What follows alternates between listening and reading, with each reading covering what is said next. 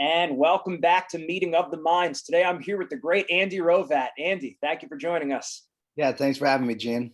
It's a pleasure being back on with you. Absolutely. And of course, I greatly respect your expertise, all the work and time that you've put into the many areas of wrestling and sports in general.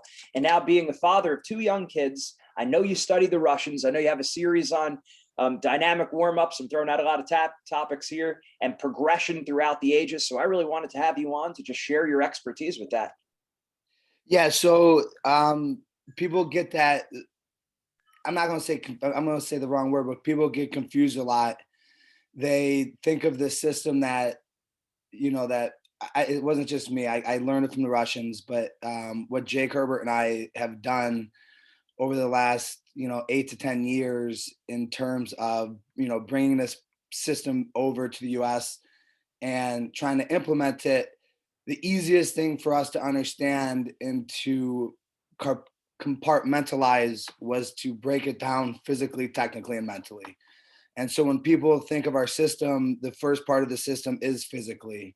And, we could get into that if you want, but wrestling is a sport where you get rewarded for controlling another person. And it took us a while, and it sounds elementary, but you can't control another person if you can't control yourself first. And so that's why everybody associates base wrestling with the dynamic athletic warm-up that we preach, because that's our test. That's our standard test to say, if you can't do this warm-up in 20 minutes, you have a physical limitation. You're not an elite person. You can't train. You have to learn the sport, and you have to learn what you can do personally first, and then apply that, and then you could train at a high level. Excellent. Now, would you have that with that dynamic warm-up? Am I using the right term, warm-up? Is there dynamic workout? Well, I've taken that warm-up and created months and months of kids training programs for Spartan, just based on the warm-up. The warm-up is 72 different directions. And so the way we look at it is that, put yourself in a snow globe, right? So you have this dome underneath you. Can you go in you're standing right here in the middle. Could you go every direction forward? Could you go every direction sideways? Could you go every direction backwards? And can you do that inverted? And that's the way you have to look at the human body is, could you go in every one of those directions? So forward, you could walk, you could crawl, you could hop, you could jog, you could sprint, you could do forward flips, you could do front handsprings, you could do forward roll. There's so many directions you can move forward. You could walk on your hands forward.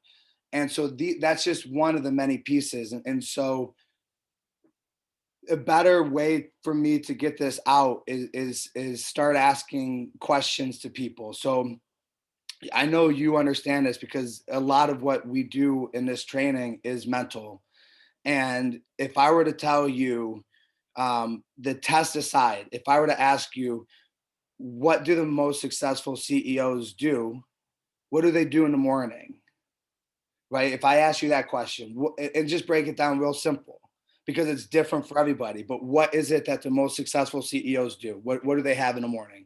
A routine, right? So this is a routine that, in my mind, is the best routine for a wrestler, because I know Jeff Marsh and some other people are trying to not call it a warm-up. It's a warm-up. No matter what you want to call it, it's a warm-up. It's a routine. It's something to do to get you mentally in the mindset to say, hey, look, when I do this, here's what I have left. Here's what I'm capable of doing. I know my output. I know what I'm capable of doing.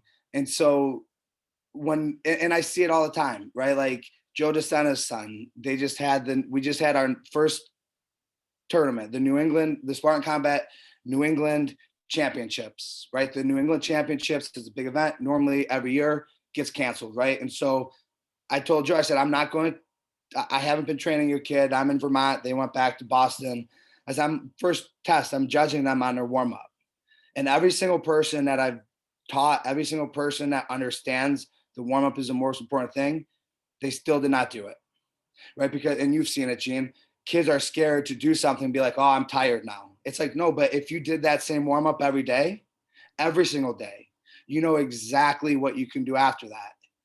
And so for me, I always relate it. If I'm Elon Musk, right, and I'm running SpaceX, Tesla, and I have two of the biggest companies in the world, and I do this routine every morning, and I know that I could be successful with my businesses, why would I now go eat a pound of bacon and say, I'm going to tackle the day? I just ate a pound of bacon. I'm ready to work on SpaceX and Tesla. It's going to hit my gut. I'm going to feel terrible, and I'm not going to get anything done today. And that is what kids consistently do. And that's what coaches train. So to me, coaches don't train their athletes. They can't even get past the first part of, if you could train your athletes, training them would be able to get them to do a warm up. Doesn't matter which one, do a warm up. I specifically like mine because it puts you in 72 different directions. But do a warm up. And so when they get to that competition, your job's done. You can be like, hey, the kids are warming up. I love it.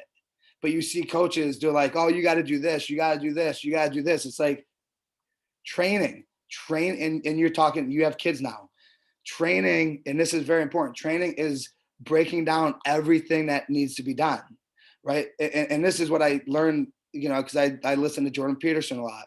And one thing I learned from him is, and I don't have a child yet, but if you told your 2-year-old child, clean up your room, they don't know what cleaning up their room means. You have to say, do you see this teddy bear? This teddy bear goes into this cubbyhole. That is what I mean by this, right? And coaches can't even do that with their athletes to say, this is what I mean by a warm up, because they don't have that plan and they don't have that preparation, and they don't even look at it from the standpoint of, this warm up is priming the mind. It has nothing to do with the body. The physical body is a test, because if you can't do it, I could look at you and say, hey, before you want to control somebody else, let's get you to the physical standards it takes to compete. But it's more mind than anything. And, I'm kind of going off on a rant, but that's the way it has to be looked at. So to me, it's not the physical literacy part. That's a big part. But if you're going to train somebody, train them to understand why and how to get ready for the most important things, competitions and practices. Right. Oh, that's great. That's great.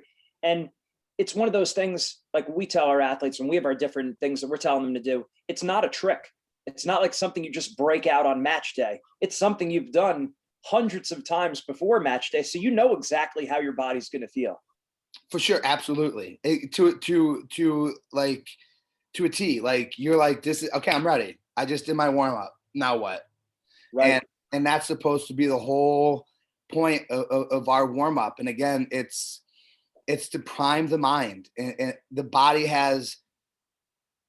you're not going to be able to be in the sport if you can't do the warm up eventually. It's just not going to happen for you. So if the warm up isn't interesting, to say, look, I have to be able to move my body in these directions.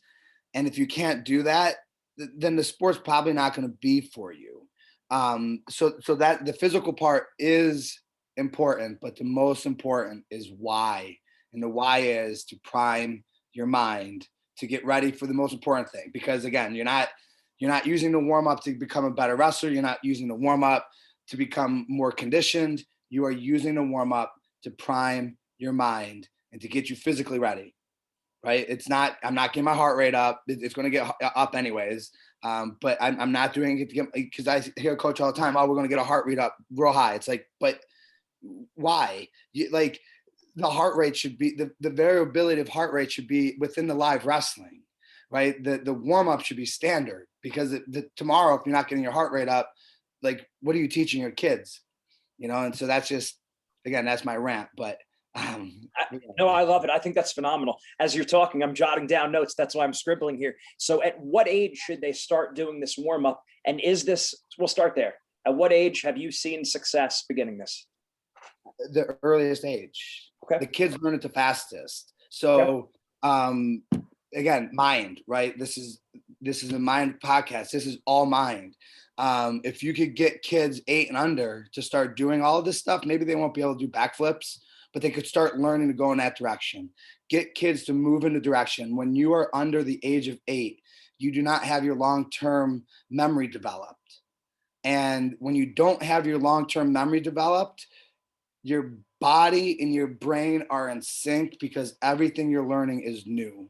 And so, and I learned this from Mike Barwa, so my former business partner, mentor. He helps hundreds and hundreds and hundreds of people walk who've been paralyzed. And he understands how the human body automates movements. And when you're under the age of 8, because you're not fully developed with your long-term memory, every movement that you learn goes to your basal ganglia like that, right? So you don't have to drill it a million times. It's not drill this 10,000 times, you're going to be perfect at it. When you're under 8, you could drill it 20 times. And you have created that pathway in your brain for life, for life. And whether that's the drilling, whether that's sparring, whether that's the warm up, you learn that for life when you're under 8 years. So most important is to teach kids direction before they're 8 years old. Then you could teach them how to control things. And so that's, again, I'm on my soapbox, right? But under 8 years old is the most important. Excellent, excellent. And this would be something they do throughout their career, even if they made it all the way to the Olympics. This is their warm up. That's it. And the Russians know it. They don't care. They don't say, "Oh, I'm sick of this warm up," because they have peaks and valleys, right? They have times where their coaches run it and push them. They have times where they get to warm up and do it on their own. They have times where they just go in and play. But because if I told somebody to do this warm up every day for the next 6 months, they're going to be like, yeah, a little redundant. But if you say, hey, do it 4 times a week when you're getting ready to wrestle, and then after 3 weeks, I give you a break, then yeah, people are going to be more apt to be like, I could do this. But it's the understanding of when to push and when to pull back. And again, mental, right? Like if you could train a kid to do this, they're going to do it without even knowing when you pull the reins off.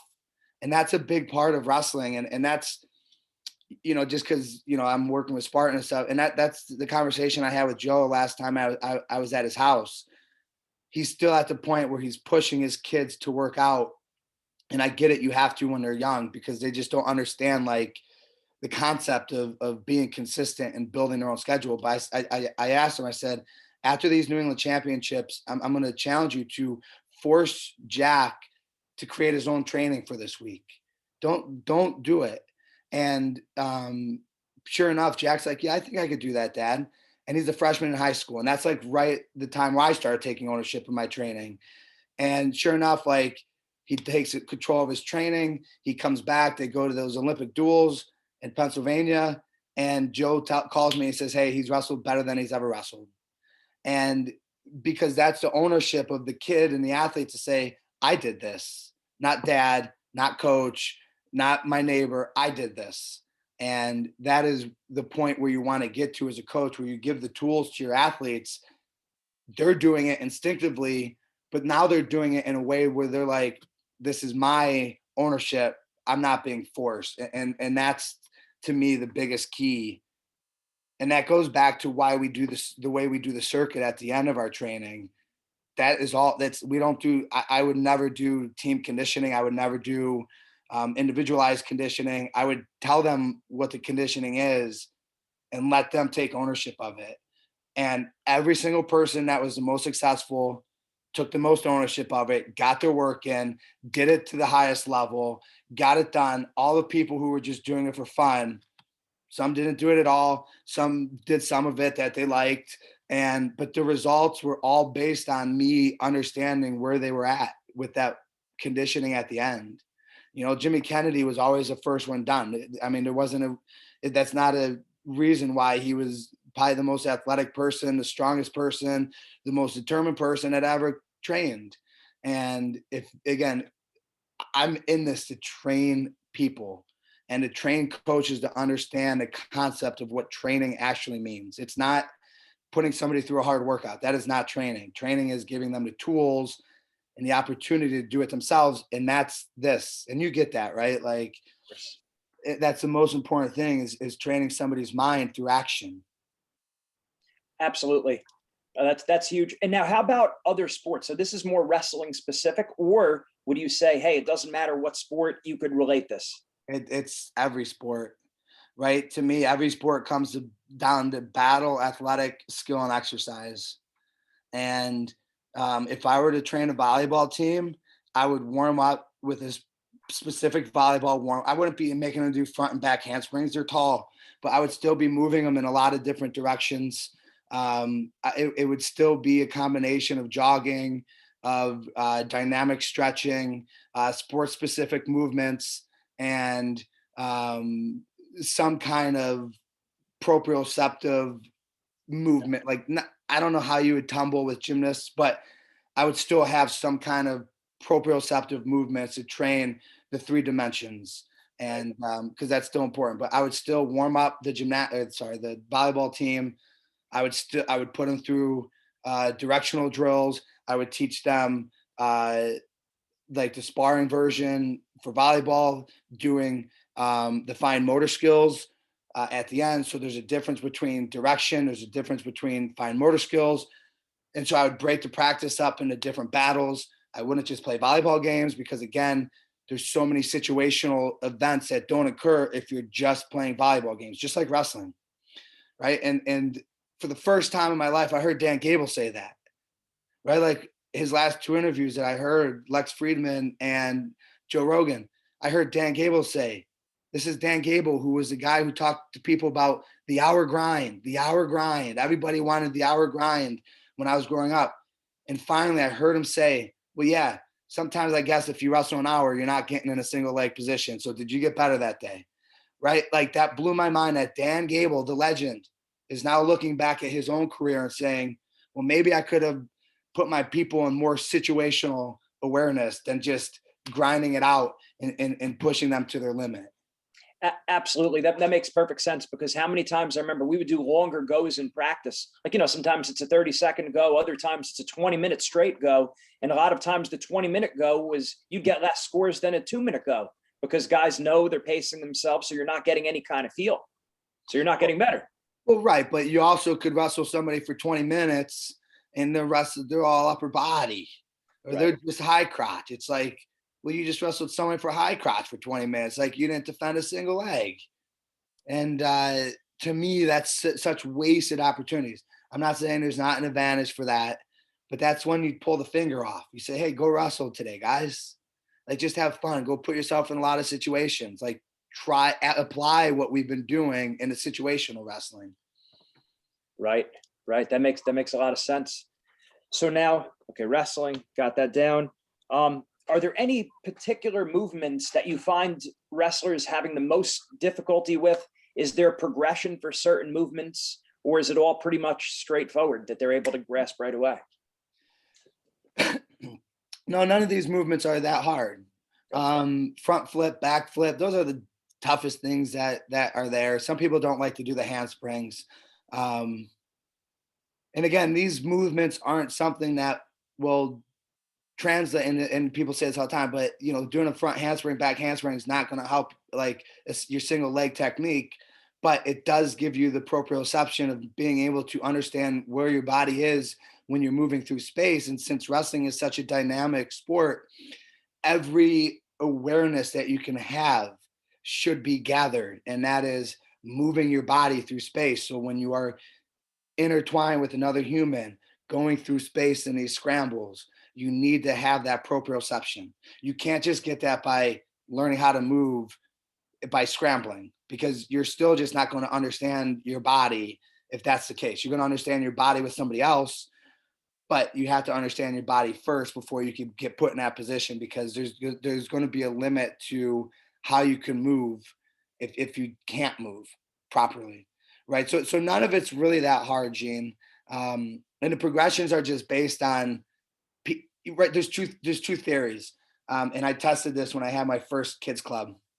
The first theory is do it all, right? Just go do it.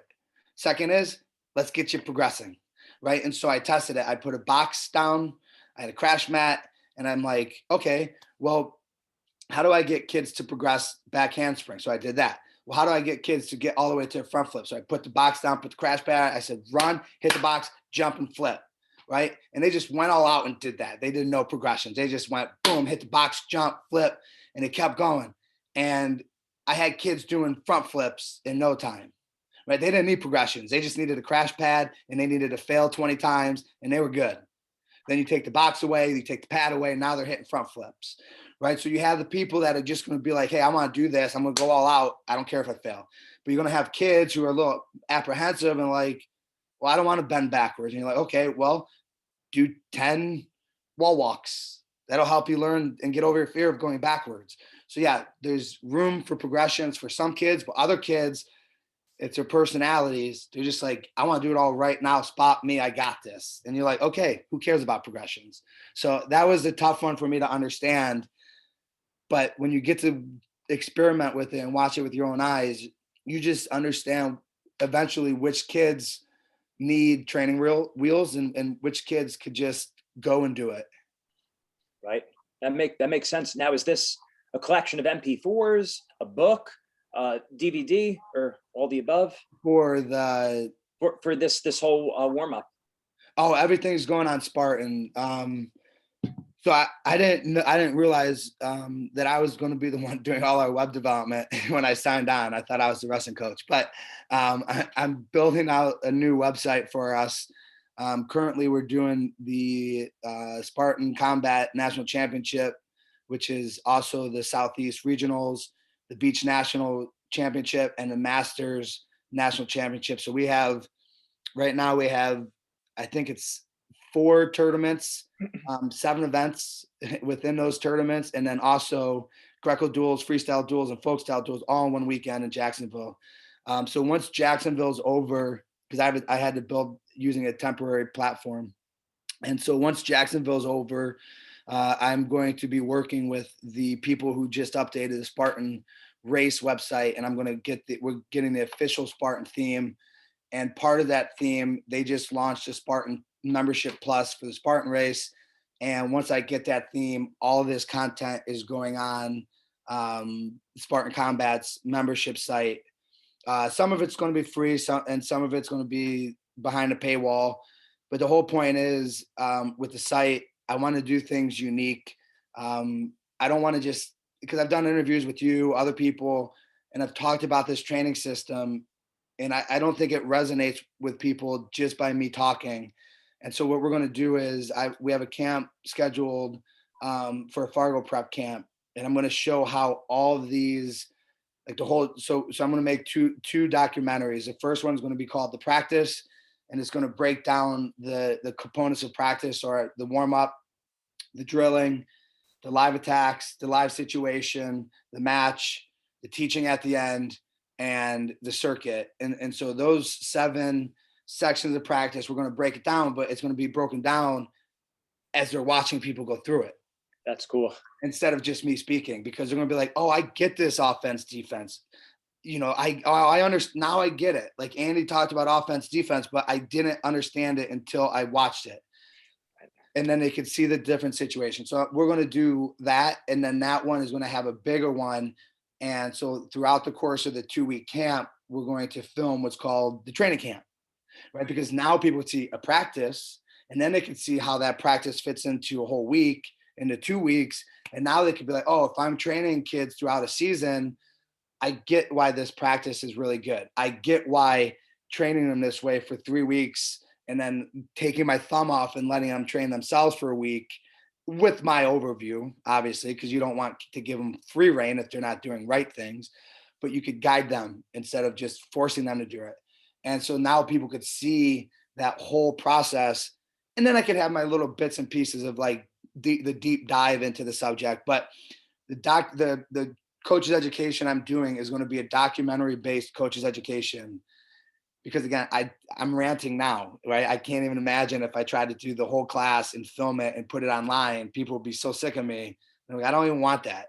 So I want people to be able to see it, see the kids, see it being applied, and then experiment on their own. And so next year, it took me a long time to learn how to create deliverables for the coaches, but there's going to be a lot of videos. But then there's also going to be the practice planning and stuff like that, which will be downloadable, access on mobile. So if you want to just try a week of training out, you could try a week of training out. If you want to try a month of training out, you could try a month. If you want to try your whole season, you could try a whole season. So starting in September, that membership site's going to be up and running. The first stuff we're going to put on there is the combat yoga. So the combat yoga is a course that I've put together with my wife. It teaches the coach's education, but it teaches it in only a minute and a half in the beginning. So it's more of a 10,000 foot overview of this. So it's 21 days of learning a 10,000 foot overview. And then it puts you through a yoga class.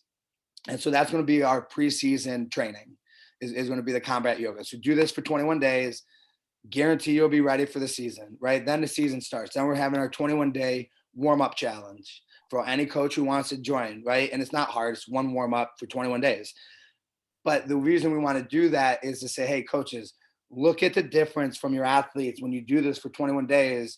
And now those coaches are going to be the biggest ones singing our praise, because if you could actually get somebody to do something for 21 days, those people are going to see the benefits of like everything else, right? Because if they don't see the benefits just in that warm-up, they're not going to understand the whole rest of the training. But once and this is like historically with Jake and I, once we get a coach to really take charge of that warm up and really push through it, they want everything. They're like, hey, you made our kids better. And that's what I want. I want to give coaches the tools to say, look, you may not have been exposed to what I was exposed to, but here's what I've seen with the most successful program in the world, any sport. I'll say that. Any sport in the world, Russian wrestling is the number one, hands down, the number one sports program in the whole world. No other program has had any results nearly as close, right? Cheating doesn't matter. None of that matters. Like you could say they took steroids forever. Like none of that stuff matters. They're still winning today. They get tested more than ever. It's proven that this system works, and it works because it's the only system I know that trains the body and the mind together. And you can't have one without the other in my mind. It's really, really hard because there becomes a disconnect. And so for me, that's the physical, technical, and mental. And to be honest, like we hear this, like wrestling's 99% mental, and it might even be more, because by the time you get to that point, the physical is just, you already have the physical ability because you've already went through the routines thousands of times. Like the physical ability is a byproduct of training the mind, because wrestling technique is all mental, because you automate movements. You think and react faster than you could ever just process things in the middle of the match, right? Like sometimes you're like, oh, like kids are stuck in almost like a stalemate position, and the coach is like, move your right hand and push their arm away. And you're like, okay, well, once in a blue moon, you have that ability to walk somebody through that in a real time. But 9 times out of 10, like wrestling's going so fast that you make your decisions based on how your brain is programmed, and that's it, because you've programmed it over and over again. You're not even thinking, right? So again, I don't really even believe the physical part has anything to do with it, because if you're not training your mind, you can't even go out there to compete, right? Because it's just, you don't even know what results you're going to, I mean, you just don't know what results you're going to get. It's going to be up and down, right? And I see that in college all the time. College coaches are like, yeah, we're going to work real hard this year. And it's like, yeah, working hard is relative, because you did that. You were this year. And then next year, your team went down here. Relatively, you probably worked harder that year. And then you're like, oh, we're going to ramp it up. And then you do better. And you're like, yeah, working hard works. And then the next year, your team tanks. And you're like, but why? Right? Like, it's not the physical. You can't just say we're going to work harder this year and we're going to get the results, because it doesn't matter if you're not putting the body in the right directions. And it's kind of hard for me to explain, but yeah, wrestling is almost all mental, like almost all of it. That makes sense. And like, instead of shooting from the hip or just going by your gut instincts and having a non-scientific approach, you at least take now what you're doing here. It's like, hey, this is what the Russians were doing. Is it exactly what they were doing or similar to what they were doing? It's identical. All right. Well, then there it is. There's the best people. There's the best wrestlers in the world. Why are you trying to reinvent the wheel and come up with your own thing? Just copy what successful people do. Right. And I'm not 100% sure this is how they teach your technique. I'm 99% sure this is how they teach your technique. I know the order and the reason why they teach your technique a certain way, but their explanation wasn't told to me. But so we went from the warm up, right? We talked about the warm up, and now since we're kind of mixing things, the drilling and the learning of wrestling, and I've talked about this, is that wrestling it could be broken down to two binary components: control and direction. That's it. That's the only part of technique that you could do. You have your direction of attack, what part of the body you can control, and then you have your direction of finish. And the way they teach your technique is they separate the two directions, because the more directions you add, the longer it takes your body to create the neural pathways. So if you just do set up attack, set up attack, set up attack, set up attack, set up attack, your body creates that neural pathway for the setup attack. Now, boom, now you're just walking in and you're just grabbing the leg. Now I was single. Now I go dump shelf, dump shelf, dump shelf. So I'm creating my A-B finish, and I'm getting those patterns, just dump shelf, dump shelf, dump shelf. Now you come back and you put them all together. And now you don't need to know how to go from your knee up to your feet to finish. It's not, you don't need to know that. That's like Wheel of Fortune. I say this all the time. It's like, you don't need all the words. Your brain fills in the gaps, right? So if you could do the big movements, you're set up to attack, and then you step in to finish, step in to finish. Then when you put them together, now your brain's taking those two segments, building a connection in between, but these are stronger than if you kept doing them over and over again, all as a whole. Set up, attack, finish.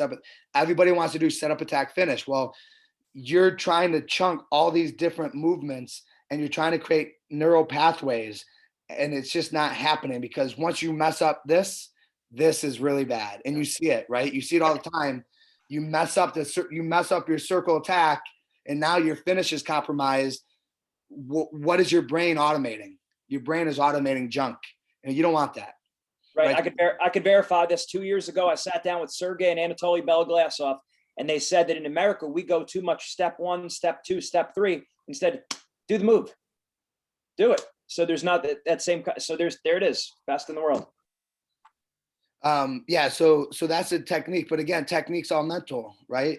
Now let's move into the next part of practice, right? So the next part of practice is you have your warm up, you have your drill, and now you have your live attacks. Right. So wrestling to the attack is super important, right? Because there's not many wrestling positions that you attack and you go right to the finish. Some upper body stuff, but not even upper body, because you got to get to the position, you move around, then you finish. Double leg is really the only one I know on the feet. Tilt is the one I know on the mat. You don't just hang out and tilt. You tilt somebody, that you get it, you don't. So the mental part of offense, defense, and this is the biggest strategy, because when you wrestle in a match, most of your time spent, I would say 80% plus, is spent in offense, defense, especially freestyle. You're on your feet. You're not in a situation. You're not looking to finish. You are controlling the mat, and you're determining, am I going to attack? Am I stopping my opponent's attack, or are we both attacking? And so I realized, and I realized this just recently, but when you're on your feet, there's only 4 things that you can be, right? So there's 2 things equal 4. So you could either be offense or you could be defense, right? So if one person could be offense and one person could be defense, it doesn't mean that's absolute. So you could have one person offense, right? Like I could be winning by 4 points. So I'm defense, you're offense, right? So you could have that situation in a match. You could have the match be you're winning by 4 points, I'm losing. So now you're defense, I'm offense, right? So again, those are only 2 things, right? But here's where it gets tricky. Now maybe it's tied and there's 30 seconds left. You're offense, I'm offense. I can't wait, right? So you have that scenario. The other scenario is we're both defense, but you never have to train for that, right? Because you don't have to train when somebody's defending, when you're defending, because there's going to be no action. So those are the only 4 situations you could have on your feet in a wrestling match. And so understanding what that means is your strategy and tactics of all wrestling, right? Because your finishes, you don't need strategies and tactics in your finish because you've already got to the attack. And you're, once I get to high single, there's only so many finishes I could have. That's not strategic, right? And that's not tactical. That's, you're doing what's best. I'm finishing in a dump or a shelf, right? And I just use that as an example always because it's the easiest one, high single. But in that moment, that's when wrestlers really need to learn, hey, what's the art of war, right? Like if I wrestled you last time and you pummeled me, I'm not just going to be offense just to be offense, right? Like I had to take a step back and say, man, I got pummeled last time because I just attacked and I got abused, right? So it's like, don't do that. Minimize that and say, hey, look, make them do something, right? Make that person force you into a bad situation. But hey, maybe by them forcing that on you, maybe now you got the advantage. And so you have to understand when to attack, when to be on offense, when to be on defense, when you both have to attack. And if you don't know the sport, if you don't know your finishes, if you're not comfortable in certain situations, if you don't know all of the attacks, you're never going to be you're never going to be able to have the mental capacity because you're constantly going to be thinking about what do I have to do and not about the offense defense part. And so again, Awesome. Yeah. all mental, right? Yeah. Having a plan, being organized and thinking it through. That's awesome stuff, Andy. Great. Yeah. Really great. Where do we send people for more information on all this? Well, SpartanCombat.com. I'm going to start building out just because we're getting close to Jacksonville and registrations eventually going to slow down as we start selling out. But I'm going to start building the first landing page for people to sign up to get more information for our September, just because I mean, September is kind of far away. It's not, it's going to feel like a blur after I had to create all the content. But yeah, right now, just SpartanCombat.com and just have them know, this is going to be available. And, we're going to work hard to give coaches and communities the tools to have a program that could last longer than any person's legacy. And that's my goal, because people come and go, but wrestling programs will be there forever, and they've been there forever. And I believe it's a staple of every community to have a program, and we want those programs to flourish. And so that's our goal with getting it out. Absolutely. Andy, that's great stuff. Always a pleasure. Thank you very much. Loaded with information. We're going to timestamp the whole thing. We're going to throw the links on the bottom, and then we'll pump it out. Thank you again. Yeah, thank you, Gene. I appreciate it.